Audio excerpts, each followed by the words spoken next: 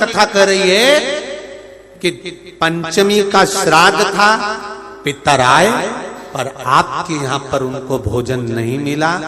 वो पंचमी के दिन का श्राद्ध नहीं जीम पाए, चले गए। पितरों को छोड़ा जाता है, भोजन मिला तो ठीक है, नहीं मिला पितर चले जाते हैं। चंद्रलोक से पितृलोक के बीच में एक पितृलोक का सीढ़ी पड़ती है, जीना सड़ा सीढ़ी जिसपे पितर चढ़ के पितृलोक जाता है। उस सीढ़ी पर कौन रुकता है? उस सीढ़ी पर पितर है। पितृलोक की सीढ़ी पर जाकर बैठ जाते हैं। अंदर जो पितर जाते हैं वो पितर जब अंदर जाते हैं, जाने के बाद बात करते करते जाते हैं कि हमारे बेटे ने हमको खीर खिलाई, हमको पूड़ी खिलाई, और उनके मुख से जो राल टपकती है तो जो पितर भूखे रह जाते हैं वो पूरा साल उनकी राल को चाटते हैं और बद्दुआ देते हैं कि हमारे बेटे 5-5, 4-4, 3-3, 2-2 इतने बेटे और हमको भूखा छोड़ दिया।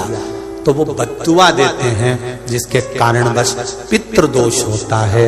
और फिर ब्राह्मण देवता कहते हैं कि ये पितृदोष हो गया। पितृदोष क्यों हुआ? क्योंकि वो भूखे रहे। 33 कौटी देवताओं को बिठाकर तब भगवान शंकर ने हाथ में गंगा का जल लेकर उस अश्व पर छोड़ा तो उसको कपूर बना दिया। कपूर बनाकर उसको यज्ञ में समर्पित कर दिया। भगवान विष्णु से कहा, सुनो विष्णु, यज्ञ की पूर्ण आहुति पर ये कपूर के रूप में ये अश्वमेध यज्ञ के अश्व को दान दिया गया है। अर्थात पृथ्वी पर मनुष्य यदि अपने घर में आरती पूजन में कपूर को प्रज्वलित करेगा तो उसको 1000 अश्वमेध यज्ञ का फल उसी समय पर प्राप्त हो जाएगा। इसलिए हर आरती के पूजन के बाद कपूर का टुकड़ों की प्रसन्नता का ध्यान रखा जाता है। तो उसमें सबसे मूल होता है गाय का गोबर की अलोनी जो बनाते हो, कंडा गोबरी, और उस गोबरी में उस कंडे पर जलाने के बाद उसमें घी और गुड़ या शक्कर मिलाकर उसकी धूप देना। ये बड़ा क्यों महाराज? शिव महापुराण की कथा कहती है अन्न 5 रात्रि तक हमारे शरीर के अंदर रहता है। कितने रात्रि? 5 रात्रि। दूध 7 रात्रि तक हमारे शरीर में रहता, और दही 20 रात्रि तक हमारे शरीर में रहता है। केवल एक घी गौ माता का ऐसा होता है जो 1 महीने तक हमारे शरीर में रहता है। इसलिए सनातन हिंदू धर्म में, हमारे सनातन धर्म के अंतर्गत श्राद्ध पक्ष में 16 दिन गाय का गोबर का जो कंडा होता है गोबरी, उस कंडे को जलाकर उसके अंदर घी और गुड़ का धूप दिया जाता है, और वो धूप हमारे पितरों की तृप्ति का केंद्र बने। एक पक्ष में जब हम शंकर भगवान पर एक लोटा जल चढ़ाएं तो उसी जल को धीरे धीरे धीरे धीरे 27 बार भगवान शंकर को समर्पित करना चाहिए। कितनी बार? 27। या फिर 27 मनके की माला से जप करें। उसका फल क्या होगा? भगवान शिव अपने रूप रखकर इन पितरों को वो भाग देना चालू कर देते। भूल से भी 16 श्राद्ध के 16 दिन में से एक दिन भी अगर हमने एक ही पानी का कलश, एक ही लोटा, ऐसा नहीं कि तुम्हें 27 बार पानी भर के चढ़ाना, लोटा एक ही है, कलश एक ही है, और उसको धीरे धीरे धीरे धीरे कर 27 बार छोड़ दिया जाता है। तो शिव महापुराण की कथा कहती है कि अगर रोज हमारे पितरों को, रोज हमारे पूर्वजों को अगर हमने तर्पण भी नहीं किया है, जल भी नहीं दिया है, और शंकर भगवान को 27 बार जल का भाग हम समर्पित करते हैं अपने पूर्वजों के लिए, तो हम नहीं भी दे पाए तो एक बार में पूरे 16 दिन का जल हम अपने पूर्वजों को प्रदान कर देते हैं। घर के अंदर धूप छोड़ने के बाद पितृपक्ष में 16 दिन जिस घर में धूप छोड़ने के बाद हाथ की अंजलि में जल लेकर नहीं छोड़ा जाता था, केवल धूप छोड़ दी और अंजलि में से पानी नहीं छोड़ा गया।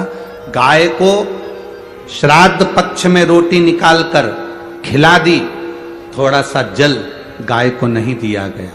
कौवे को रोटी दी गई, कागा को भोजन दिया गया, जल नहीं छोड़ा गया।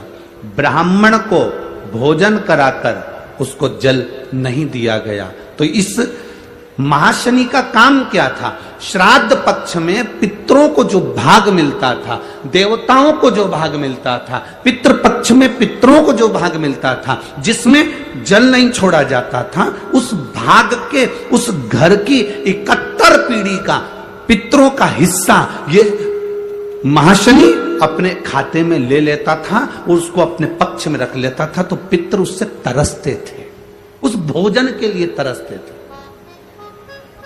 अब जरा विचार करिएगा।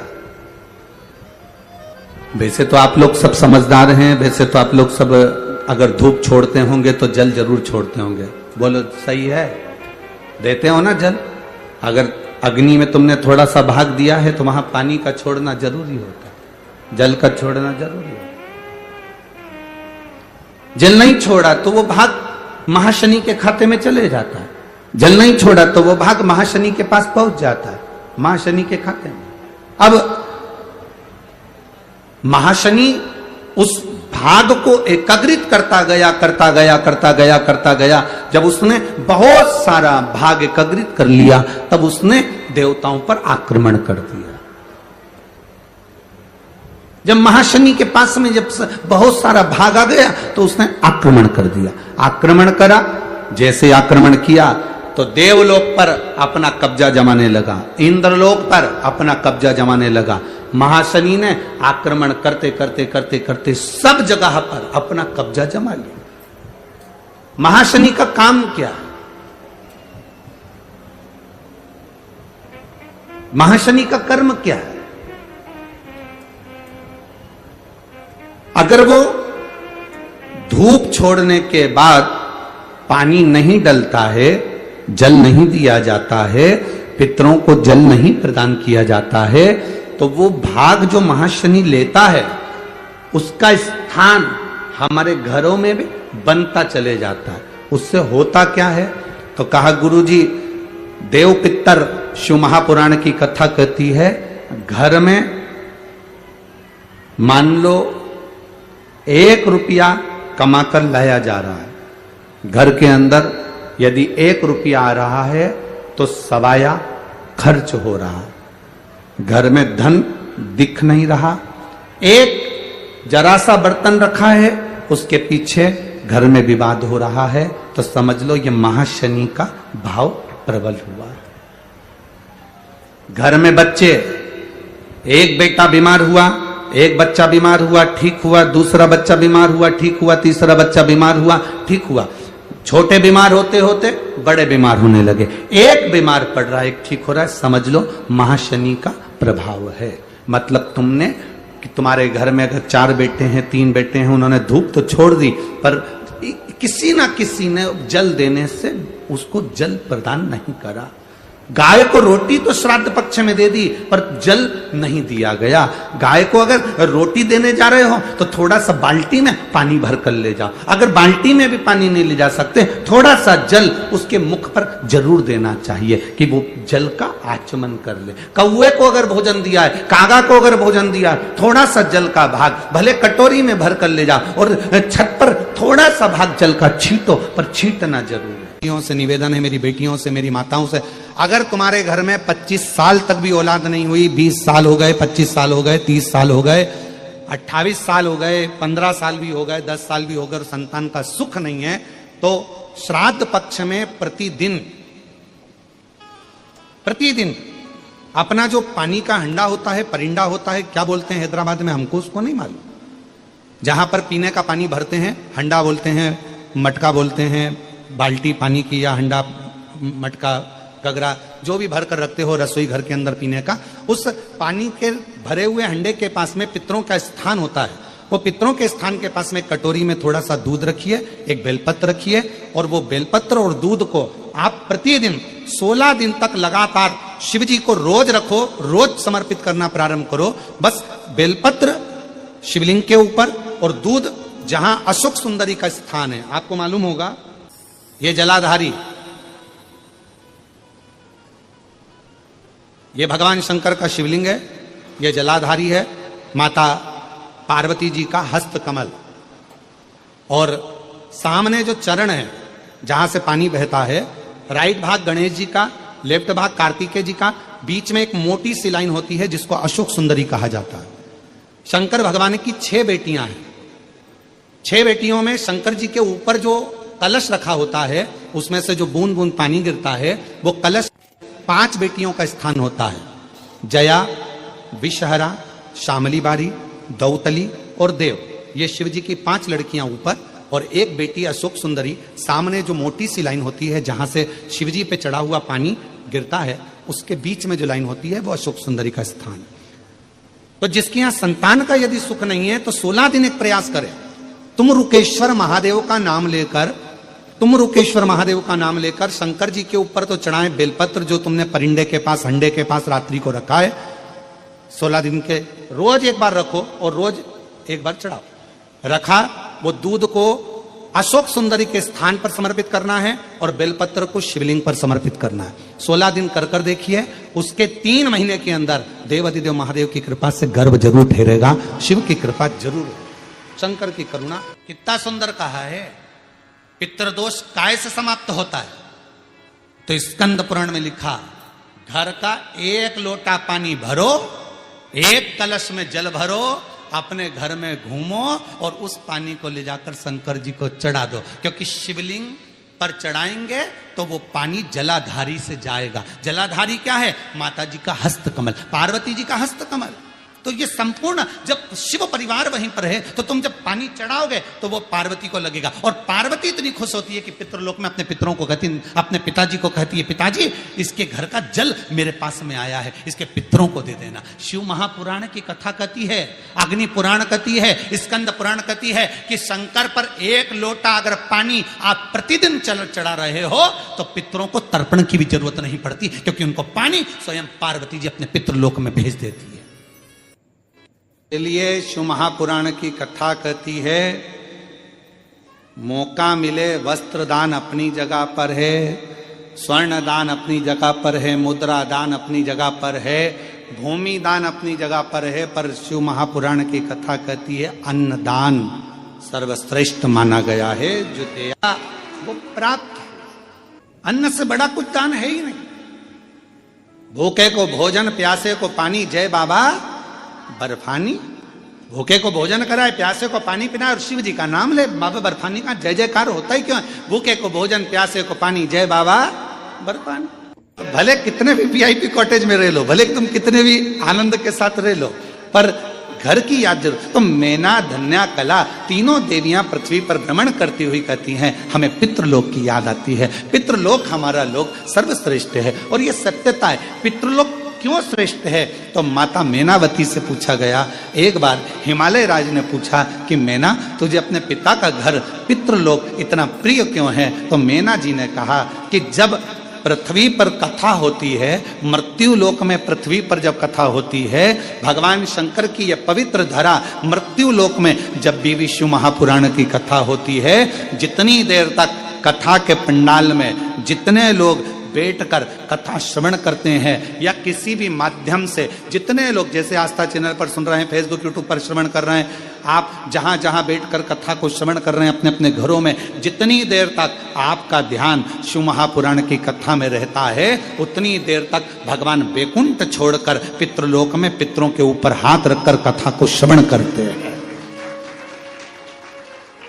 अब आप लोग जितने लोग बैठे हो, आपके पूर्वज, आपके दादा परदादा 71 पीढ़ी में, कोई महिला है, बेटी है, उसकी 71 पीढ़ी, कोई पुरुष है, उसकी 71 पीढ़ी। तो जितने लोग भी इस आस्था चैनल पर कथा को सुन रहे हैं, फेसबुक यूट्यूब पर कथा को श्रवण कर रहे हैं, या बेलूर की इस पवित्र घृष्णेश्वर महादेव की इस पवित्र हॉल में बैठकर इस कथा को श्रवण कर रहे हैं, आप जितने भी सुन रहे हैं, आपके पूर्वज आपके पितर, आपके देवता, आपके दादा परदादा 71 पीढ़ी में जहां कहीं पर भी होंगे, वो पितृलोक में जब बैठे रहेंगे, आप कथा श्रवण कर रहे होंगे, उस समय पर भगवान देव अधिदेव महादेव, भगवान नारायण और भगवान ब्रह्मा, इंद्र, 33 कोटि देवता पितृलोक में जब तक आप कथा सुनते हो उतनी देर तक वो पितृलोक में हमारे पूर्वजों के पास उनके कंधे पर हाथ रखकर ऐसे श्री शिव महापुराण की कथा को श्रवण करते हैं और वर देते हैं। देख तेरे परिवार वाले कथा सुन रहे हैं, देख तेरे परिवार वाले कथा करवा रहे हैं, देख तेरे परिवार वाले 3 घंटे तक कथा में अपने हृदय को, अपने चित्त को, अपने मन को लगाए हैं।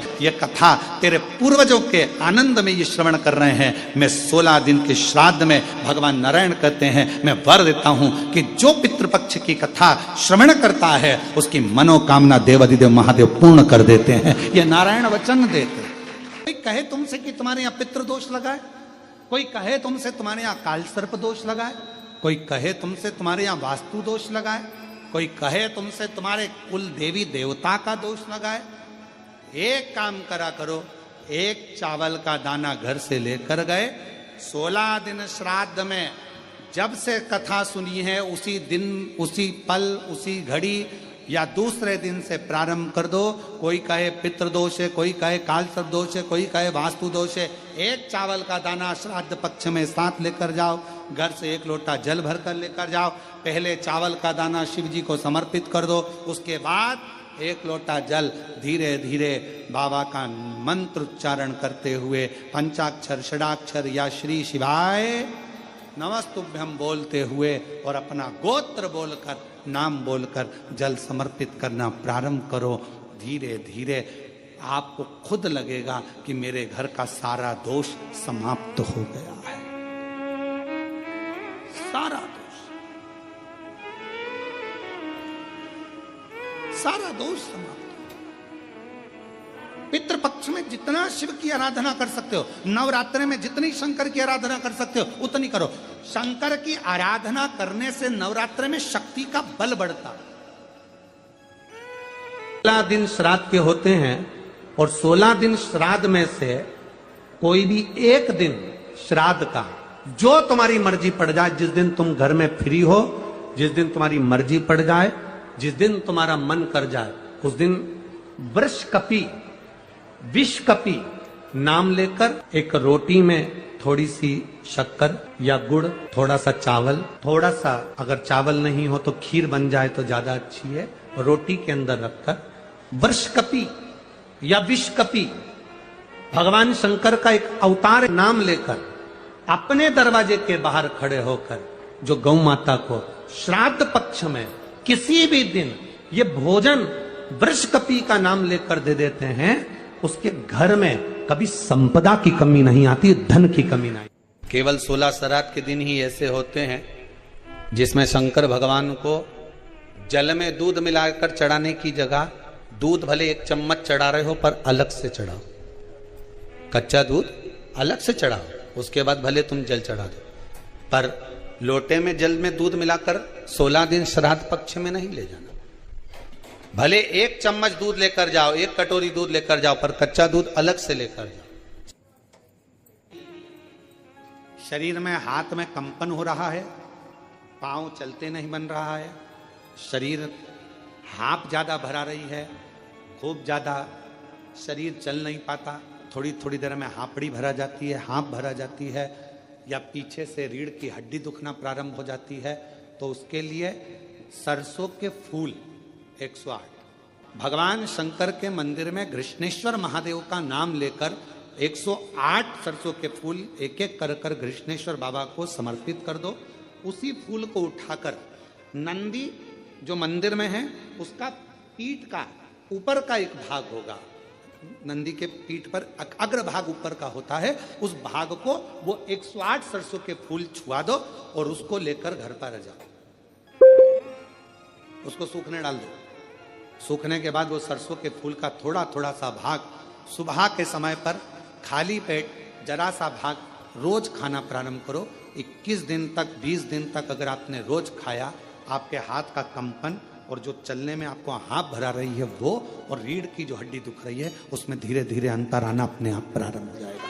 कृष्णेश्वर महादेव का स्मरण परिवार में, जिस परिवार के अंतर्गत मान लो कोई ना कोई एक बहुत बड़ा दुख आकर टिक गया हो और वो दुख हट ना रहा हो, तो घृष्णेश्वर महादेव का स्मरण कर कर यदि पीपल के वृक्ष के नीचे बस केवल हृदय से घृष्णेश्वर का जप कर कर, घृष्णेश्वर नाम का उच्चारण कर कर एक 4 बत्ती का दीपक यदि पीपल के वृक्ष के नीचे प्रज्वलित कर दिया जाए प्रदोष के दिन, तो वो भारी से भारी दुख भी केवल 7 दिन के अंदर कट जाए। बहुओं से भी निवेदन है, बेटाओं से भी निवेदन है और घर में रहने वाले हर व्यक्ति से निवेदन है कि पार्वती के संवाद का स्मरण करना। जब क्रोध आए कुछ नहीं करना, मुख चुप करना, 1 लोटा जल उठाना और ले जाके देव अधिदेव महादेव पर चढ़ाना प्रारंभ करना।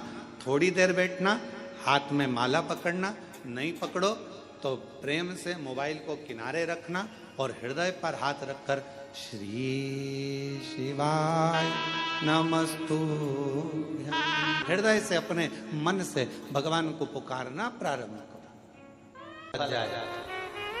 सारी दुनिया के लोग तुमसे कह रहे हैं तेरे घर में पितृदोष, 1 रुपए कमाते हो 1.25 रुपए खर्च होता है, मानसिक टेंशन बना रहता है। घर में एक व्यक्ति बीमार है, ठीक हुआ, दूसरा बीमार पड़ गया, दूसरा ठीक हुआ, तीसरा बीमार पड़ गया, तीसरा ठीक हुआ, चौथा बीमार पड़ गया। मतलब कहीं ना कहीं पितृ का भाव, पितृदोष का बहना है। किसी ने कहा तुमसे कि तेरे यहाँ पितृदोष है, तूने ब्राह्मण को भोजन करा दिया, पिंडदान करा दिया, तर्पण करा दिया, तिलांजलि करा दी, गया जी का श्राद्ध कर दिया, हरिद्वार चली गई, वहां पिंडदान करवा दिया, ब्राह्मण भोज करवा दिया, तिथि पर भोजन करवा दिया, सब कुछ करवा के देखते। अब एक काम और करके देख लो, एक काम और करके देख लो। जब तुम घर में भगवान शंकर की आरती, तुम्हारे घर में शंकर जी का शिवलिंग है, भले काय का भी हो, छोटा सा, भले सियोर का कंकर शंकर हो, नर्मदा का कंकर हो, चाहे शंकर पारक के हो, पीतल के हो, स्टील के हो, लकड़ी के हो, जिसके भी हो, लोहे के हो, पाषाण के हो, जिसके भी हो, शंकर का शिवलिंग अगर हमारे घर में है और आप रोज प्रतिदिन भगवान की आरती करते हो प्रतिदिन, और आपको लग रहा है कि मेरे यहाँ तकलीफ चल रही है, ये ठीक ही नहीं हो रही, लगभग 1.5 महीना आप कम से कम 45 दिन, 1.5 महीने के करीब में ऐसा प्रयास करना कि भगवान की आरती, शिवलिंग, शंकर भगवान के शिवलिंग की आरती करने के बाद उस दिए को भगवान के सामने मत रखो, उस दिए को उठाकर जहां तुम पानी का मटका रखते हो, हंडा रखते हो, जिससे तुम पानी पीते हो, तुम्हारे रसोई घर में जो पानी का मटका, हंडा, बाल्टी, आरओ का पानी जिस मटके में गिरता है, हंडे में गिरता है, जिसको हमारे यहाँ पितरों का स्थान कहते हैं, उस स्थान पर, उस मटके के पास में, हंडे के पास में, उस बाल्टी के पास में, जहां रसोई घर में पानी रखते हो, उस रसोई घर में पानी जहां रखते हो, उसके पास में उस दिए को भगवान के सामने नहीं रखना। आरती उतारने के बाद उस दिए को ले जाके सीधे परिंडे के पास में, उस हंडे के पास में, मटके के पास में उसको रखो। केवल 1.5 महीना कर कर देखना। 1.5 महीने के बाद तुम्हें मालूम पड़ेगा कि हम वापिस उन्नति की सीढ़ी पर चढ़ना प्रारंभ कर दिए, हमें फल मिलना चाहिए। अब तुम्हें ना कहीं जाना है, ना कहीं आना है, ना कोई खर्चा है। खर्चा है क्या? ईमानदारी से बोलो, कोई तुम्हारा लाखों का रुपया लग गया क्या? रोज आरती करते हो रोज आरती। बस आरती का नियम बना लो कि हमको पितृदोष किसी ने बोला है, हमारे घर में अशांति है, पितृदोष है, कोई कह रहा है कि तुम्हारे घर में पितृदोष है, हमने सब कुछ करके देख लिया। अब हमें ये करना है कि महादेव की आरती जब होती है तो उसकी ज्योत का दर्शन करने पर 1000 कपिला गाय के दान का पुण्य मिलता है। तो ये पुण्य हम हमारे पितरों को देते हैं, जिससे उनकी मुक्ति हो जाए और हमें आशीर्वाद प्राप्त। उस दिए को नीचे नहीं रखना, आरती उतारने के बाद आरती पूरी हो जाए तब उस दिए को ले जाकर, जब आप ले जाकर उसको रखें तब उस स्थान पर रखें जहां पितरों का स्थान, जहां पितरों का स्थान। अगर पितरों की प्रसन्नता का ध्यान रखा जाता है तो उसमें सबसे मूल होता है गाय का गोबर की अलोनी जो बनाते हो, कंडा गोबरी, और उस गोबरी में उस कंडे पर जलाने के बाद उसमें घी और गुड़ या शक्कर मिलाकर उसकी धूप दे। ये बड़ा मूल। क्यों महाराज? शिव महापुराण की कथा कहती है अन्न 5 रात्रि तक हमारे शरीर के अंदर रहता है। कितने रात्रि? 5 रात्रि। दूध 7 रात्रि तक हमारे शरीर में रहता है और दही 20 रात्रि तक हमारे शरीर में रहता है। केवल एक घी गौ माता का ऐसा होता है जो 1 महीने तक हमारे शरीर में रहता है।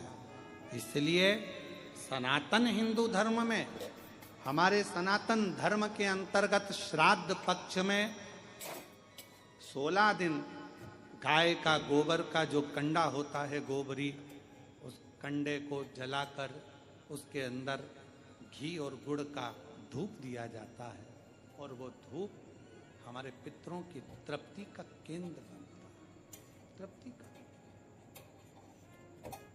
कई लोग कहते हैं गुरुजी ये धूप देना जरूरी होता है क्या? पितरों के लिए क्या कंडा जलाकर, गोबरी जलाकर उसमें घी शक्कर या घी गुड़ छोड़ना जरूरी होता है? जरूरी है।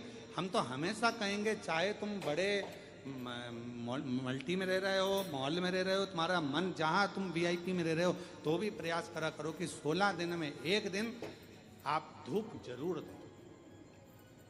बहुत जरूरी। जैसे